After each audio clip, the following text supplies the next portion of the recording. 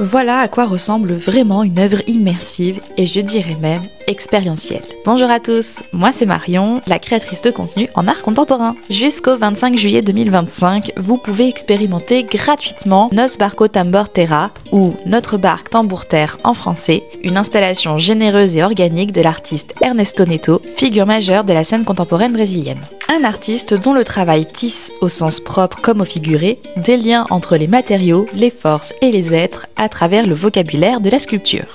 Vous avez peut-être croisé l'une de ces installations au Bon Marché en début d'année 2025, ou plutôt au Biennale de Venise en 2001 et de Lyon en 2017. Ici, dans la nef du Grand Palais, une immense canopée textile suspendue, entièrement crochetée à la main, évoque une forêt colorée autant qu'une embarcation collective.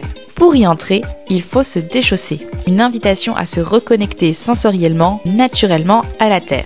Pour la citadine que je suis, ce fut une déconnexion un peu brutale, douloureuse même. Mes pieds, habitués au sol lisse, parquet ou herbe éventuellement, redécouvrent la rugosité de l'écorce. Et c'est là que je prends conscience du vrai problème, à quel point nous nous sommes éloignés du sol vivant.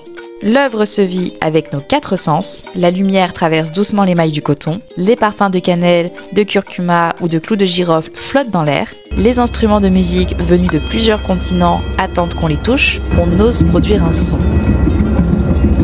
Et moi, j'ai osé, pas sans une certaine hésitation, et c'est précisément là que l'œuvre devient précieuse. Elle vous sort de vos automatismes, doucement mais sûrement. Il ne manquait que le goût, malgré la présence de maïs, haricots noirs, pois chiches, riz et éponges végétales dans cette installation. Et pourtant, aussi belle soit-elle, l'installation paraît minuscule dans l'immensité du Grand Palais, comme si le cadre dépassait l'intention. C'est un déséquilibre spatial.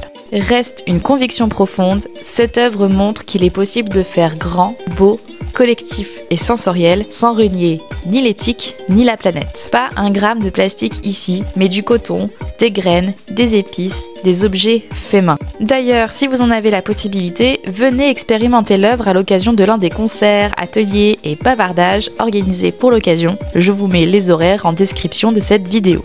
Profitez-en également pour découvrir 4 artistes de la peinture brésilienne. J'ai personnellement apprécié 2 artistes, Vinicius Guerraim, dont la peinture me rappelle les nymphéas de Monet, et Agrade Camise, qui peint de véritables espaces architecturaux. Merci à tous d'avoir regardé cette vidéo jusqu'au bout. N'hésitez pas à la liker, à m'écrire si je vous donne envie d'expérimenter cette œuvre, à mentionner la personne avec qui vous avez envie de vivre cette expérience, et surtout à vous abonner si ce n'est pas déjà fait, pour ne rater aucune de mes prochaines visites d'art contemporain.